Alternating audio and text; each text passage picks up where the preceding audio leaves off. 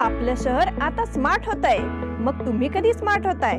Smart न्यूजचे YouTube channel subscribe करा, smart बना। नोटिफिकेशनसाठी bell icon पर क्लिक करा। नमस्कार, मैं ओमकार अंगड़ी। स्मार्ट प्लस के आज के समाचार में आपका स्वागत। और समाचार पत्र से पहले एक बड़ी खबर। शहर में स्टेट बैंक की मुख्य शाखा में आग की दुर्घटना। शहर के मुख्य मार्ग खानापुर रोड स्थित स्टेट बैंक के मुख्य कार्यालय में आग लग गई, लेकिन अग्निशामक दल के पथक मौके पर पहुंचे और आग पर काबू पा लिया, जिससे हानि पर नियंत्रण रहा। शुक्रवार दोपहर करीब 3 बजे स्टेट बैंक कार्यालय में अचानक आग लग गई। फायर ब्रिगेड को बुलाने के तुरंत बाद आग पर काबू पा लिया गया। बताया गया कि इस इमारत के इलाके में रहे पेड़ के पास की बिजली लाइन को छूने के बाद शॉर्ट सर्किट से आग लगी। बैंक कर्मचारियों ने जैसे ही देखा कि आग फैल गई है, तुरंत फायर ब्रिगेड को फोन किया। उनकी गाड़ी मौके पर पहुंची और आग पर काबू पाया। एहतियात के तौर पर बैंक कर्मचारियों को कार्यालय से बाहर कर दिया गया। किसी के हताहत होने की सूचना नहीं है। अब एक नजर डालते हैं आज के सुर्खियों पर। सोनिया गांधी ने रुकाया सरकारी बंगले का किराया, बीजेपी ने शुरू किया चंदा अभियान। निर्मला सीतारमण ने कांग्रेस पर साधा निशाना। सुप्रीम कोर्ट का हिजाब मामले की सुनवाई से इनकार। एलकेजी में दाखिले के लिए अभिभावकों की कतार। राज्य के मुख्यमंत्री बसवराज बोम्मई शनिवार को बेलगाम के दौरे पर। रामदेव गली में स्वच्छता गृह निर्माण का निरीक्षण। रंगोली के सप्तरंगों में खुशियों के दीप चमकाए, आराधना के साथ अपनी दिवाली मनाएं। कपड़ों की दुनिया में एक भरोसेमंद और गुणवत्तापूर्ण नाम आराधना। गृहलक्ष्मी की सुंदरता की पहचान है साड़ी। घर की औरत का रुबाब और संस्कृति की देन है साड़ी। इस दिवाली के सुनहरे मौके पे आराधना लेके आए हैं महिलाओं के लिए मनपसंद साड़ीज और रेडीमेड सहित बच्चों के लिए आकर्षक और मनपसंद ड्रेसेस। पुरुषों के लिए जेंट्स वेयर में shirt, T shirts, jeans, formal और भी कई प्रकार के ड्रेसेस। जल्द ही अपनी मनपसंद ड्रेस खरीदे सिर्फ आराधना में। बेलगाम के वस्त्र जगत में बहुत ही बढ़िया है आराधना। नए कपड़े पहन के दीजिए दिवाली की शुभकामना। आराधना, मारुति गली, बेलगाम। अब समाचार विस्तार से। पता चला है कि कांग्रेस की कार्यवाहक अध्यक्ष सोनिया गांधी ने 10 जनपद स्थित अपने आवास का कई वर्षों से किराया नहीं दिया है। ये भी सामने आया है कि कांग्रेस पार्टी ने अपने प्रधान कार्यालय के साथ साथ कई अन्य भवनों के किराए में भी आरटीआई अधिनियम के तहत कटौती की है। इस पृष्ठभूमि के खिलाफ भाजपा ने अब सोनिया गांधी के घर के साथ साथ कांग्रेस से जुड़े अन्य भवनों के किराए के लिए बकाया राशि जमा करने का फैसला किया है। इसलिए चंदा अभियान चला जाएगा, ऐसा बताया गया। केंद्रीय शहरी विकास एवं आवास मंत्रालय ने आरटीआई कार्यकर्ता सुजीत पटेल की ओर से दायर एक आवेदन का जवाब देते हुए बकाया किराए की जानकारी दी। कई कांग्रेस नेताओं ने सरकारी भवनों का किराया नहीं दिया है। कांग्रेस अध्यक्ष सोनिया गांधी के आवास के अलावा 24 अकबर रोड स्थित कांग्रेस मुख्यालय और चाणक्यपुरी स्थित सोनिया गांधी के निजी सचिव के आवास का काफी समय से किराया रुका हुआ है। इन बंगलों का किराया बकाया लाखों में है।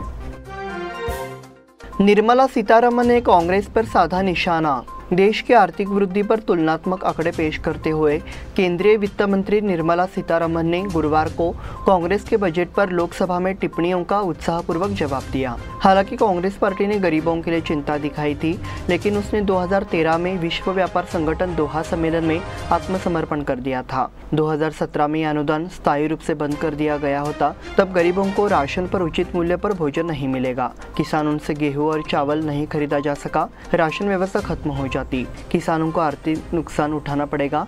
हालांकि 2017 में मोदी सरकार के सत्ता में आने के बाद सफल संघर्ष के कारण अनुदान बना रहा। इससे कोरोना काल में गरीबों को मुफ्त भोजन उपलब्ध कराया गया। सीतारमण ने कहा कि देश के गरीबों को अधर में छोड़ने वाली कांग्रेस को यह सवाल करने का कोई अधिकार नहीं है कि मोदी सरकार ने गरीबों के लिए क्या किया है।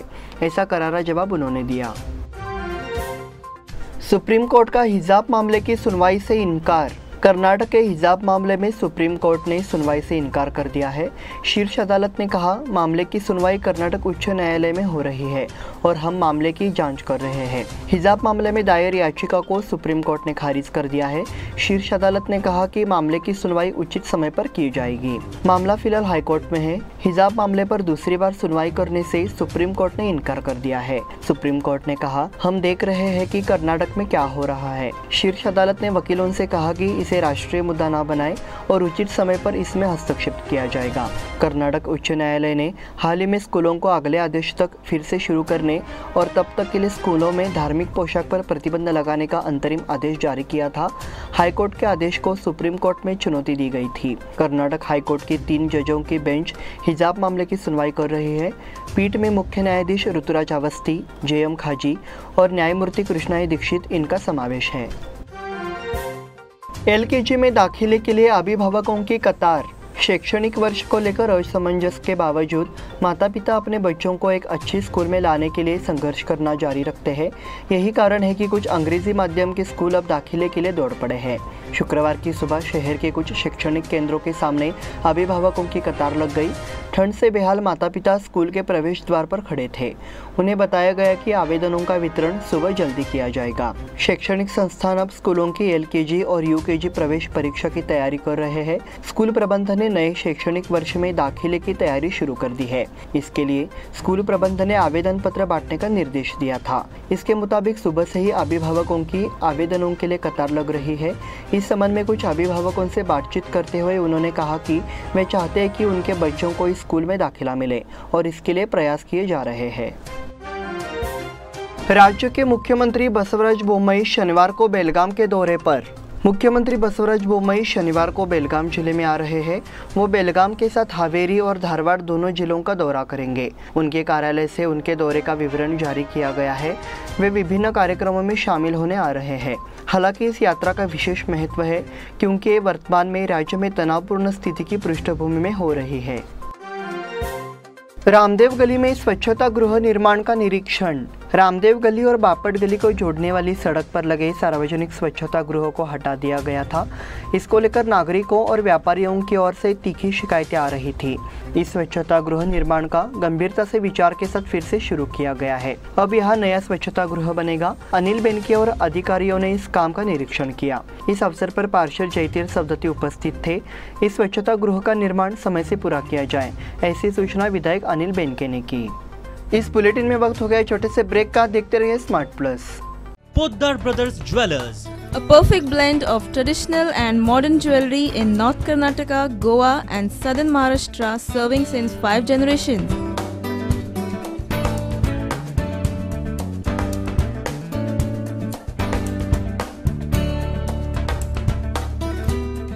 exclusive gold, silver and platinum jewelry showroom.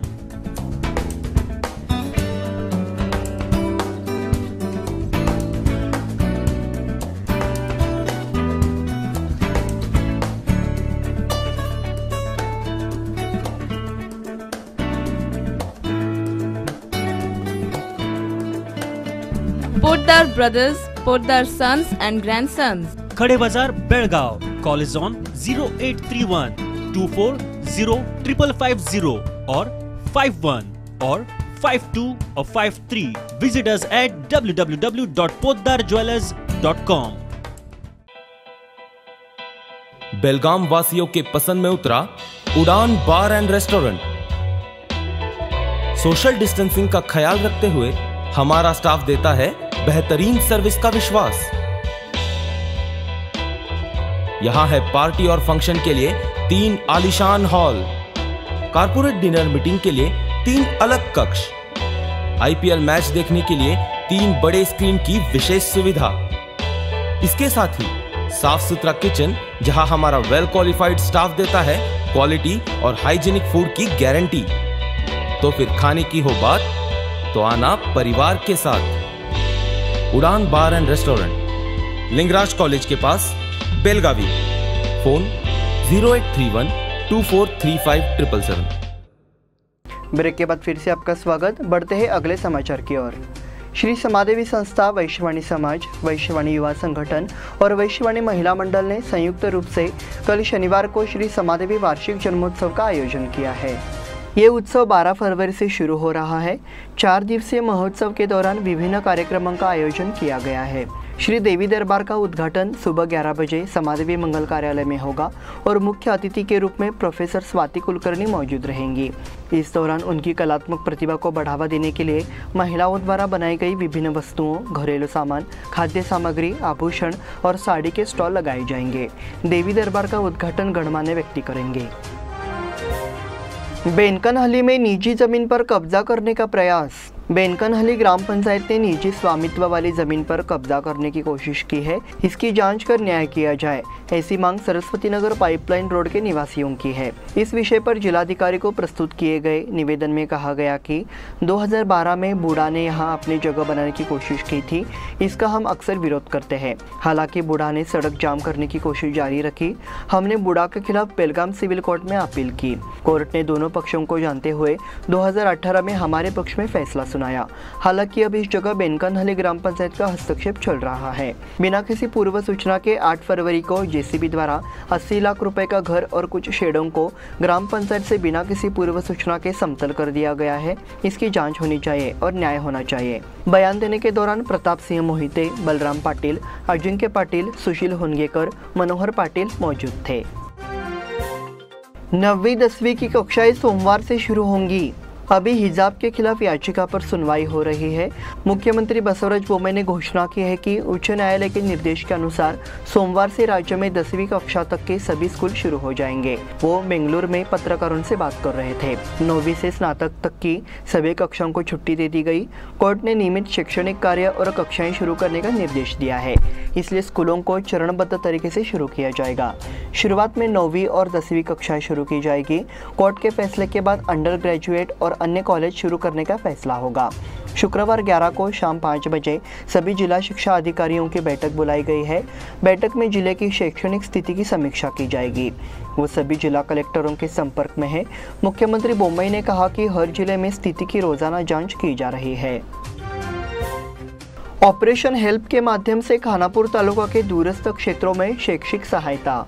Operation help संगठन ने जंगल के दूर दराज के गांवों के बच्चों की शिक्षा के लिए मदद करने का फैसला किया है। इसी तरह ग्रामीण शिक्षण अभियान पहल के तहत माहेश्वरी युवा संघ बेलगाम और ऑपरेशन मदद ने संयुक्त रूप से खानापुर तालुका के कनकुंबी क्षेत्र के सुदूर चिगुले गांव में सरकारी प्राथमिक स्कूल के जरूरतमंद छात्रों को शैक्षिक सामग्री प्रदान की और बच्चों को जमीन पर बैठकर पढ़ने के लिए एक बड़ा गलीचा दिया। मधुसूदन भंडारी, गौतम चिंदक, राहुल मुंडाड़ा, कार्तिक शाह, विक्टर फ्रांसिस, प्रशांत बिरजे, विक्की मेहता और प्रसाद हुली ने इस अभियान में महत्वपूर्ण भूमिका निभाई। इस मौके पर विशेष रूप से बेलगाम के मास्टर दिव्या शाह ने सभी बालक बालिकाओं को चॉकलेट बांटी। इस अवसर पर चिगुले गांव के गणमान्य नागरिक, अभिभावक, शिक्षक एवं विद्यार्थी उपस्थित थे। उद्यम बाग में औद्योगिक साहित्य की चोरी। उद्यम बाग में एक कारखाने में 45,000 कीमती जॉब वर्क की चोरी हो गई है। उद्यम बाग पुलिस ने चोरी का मामला दर्ज कर लिया है। शिकायत के अनुसार अन्य फैक्ट्रियों में बने छोटे छोटे पुर्जे चोरों ने चुरा लिए। यशोदा इंडस्ट्रीज के मालिक भरमानी गोपाल पाटिल है। यहाँ अन्य फैक्ट्रियों के लिए कल पुर्जों का निर्माण होता है।